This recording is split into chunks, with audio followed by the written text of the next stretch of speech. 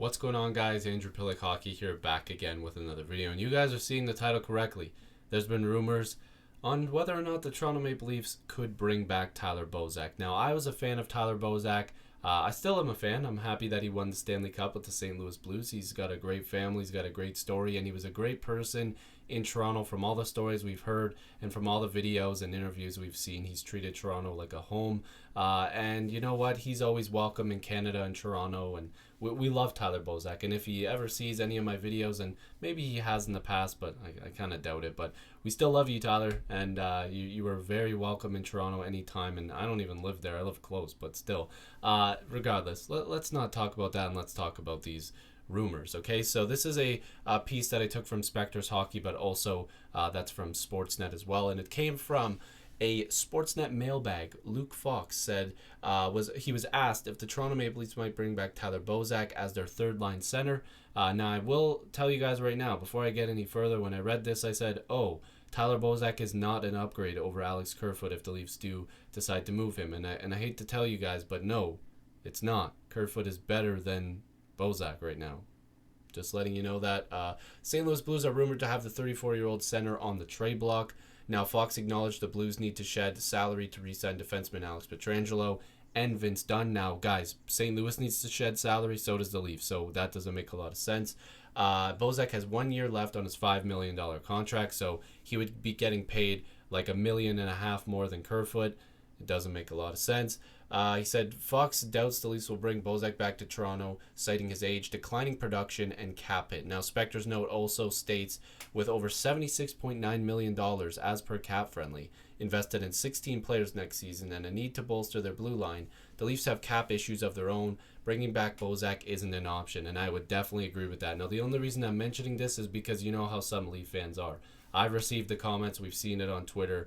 Leaf fans already think that this is happening. And I'm not saying all of them, but a lot of them, for some reason, think that this is an option. Now, I don't think Leaf fans have truly seen what Kerfoot can do. Like, I think people need to remember that he got hit so hard that his jaw was messed up and he was eating stuff like through a straw. So he didn't really play at the best of his abilities even after he came back from the injury. Like, he was still hurt. He was wearing a cage. So Kerfoot really hasn't showed what he can do as a Leaf yet. And, you know, we'll get back to Bozak in a second, but look at Kerfoot's numbers with Colorado and Toronto. So in the 17-18 season, he had 43 points in 79 games played. The 18-19, 42 and 78. But with Toronto in 65 games played, he had 28 in 65. Now, if we're looking at Tyler Bozak, before I bring up Kerfoot stuff, Bozak is 34 years old, so he's getting up there. He's almost touching 200 pounds. Not saying he's a big guy, just wanted to mention that, 6'1". But in 67 games played, he had 29 points. So similar production to Kerfoot, pretty much almost identical. Kerfoot played a couple less games, so he probably could have had a point or two in those games as well. But similar numbers, very similar. But the fact of the matter is that Kerfoot is significantly younger. Kerfoot is only 25 years old, okay? So he is faster than Bozak. He's more than likely going to put up more points than him when he's fully healthy.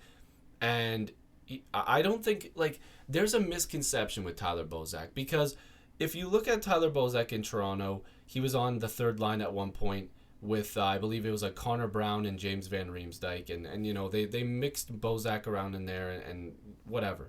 Bozak was not good defensively.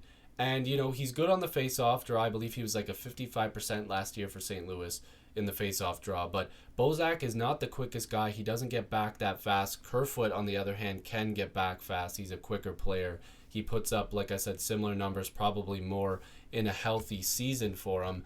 But, and this is no disrespect to Bozak, but in the last few seasons, Kerfoot's outscored him, and he was probably on pace to do that again this year or put up similar numbers. They were both going to put up similar numbers, but the difference is that Kerfoot got rocked in the jaw and probably would have played a little bit better had he not had to play a little bit safer. And another thing, guys, we just have to bring this up, and you might not be able to see the numbers perfectly, but Kerfoot right now is not getting paid nearly as much as Bozak. He's getting paid significantly less, actually, $1.5 million less. Now, The other thing that we have to take note of here is that Kerfoot and Janssen both could be traded by the Leafs this offseason in hopes that they can find a cheaper centerman, not a guy like Bozak who would cost $5 million, and even with retained salary would still cost at 50% $2.5 million. So yeah, sure, you save $1 million there, but you also get worse at that center position, with Bozak being a little bit of a liability in terms of his age, his point production, and his speed. It's just not there anymore. With Janssen, you're hoping that they can just bring in a guy like Nick Robertson or Mikheyev or somebody else who is just going to fill that spot, or they can just get a cheaper winger to replace there in hopes that they can get a defenseman. And there's still rumors about Kapanen being gone, but I don't think that's the case either. But you're not going to get a massive upgrade over Kerfoot. You're probably not going to get a significant upgrade at that dollar amount, at the points that he gives you, and when he's healthy, he'll give you even more. His age, everything comes into factor. Just going out there and saying, oh, we need to trade Kerfoot doesn't make sense. If you're trading Kerfoot and acquiring somebody who's almost at the same type of skill level, maybe a little bit more of a defensive role, and he's going to come cheaper, sure, that still makes some sense. You're getting a guy that's better defensively, and you're basically just trading that. You're getting rid of a guy who's more offensively creative, like Kerfoot. So you're able to make that switch. You're getting better in an area of need. And you're trading a strength in terms of scoring. So I think the Leafs would probably go that route instead of bringing back a guy like Bozak. That just seems like a reach to me. And again, I don't even know why I made this video, but I had to, in terms of Leaf fans, considering that this was an option again. But I would just stick with Kerfoot. I want to make this quick video just to say I think it's a little ridiculous. But leave your comments down below in the comments section. I'd really appreciate that.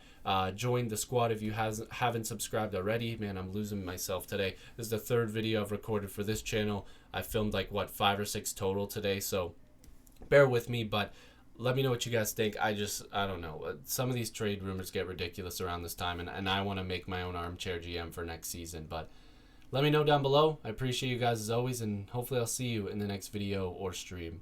Peace.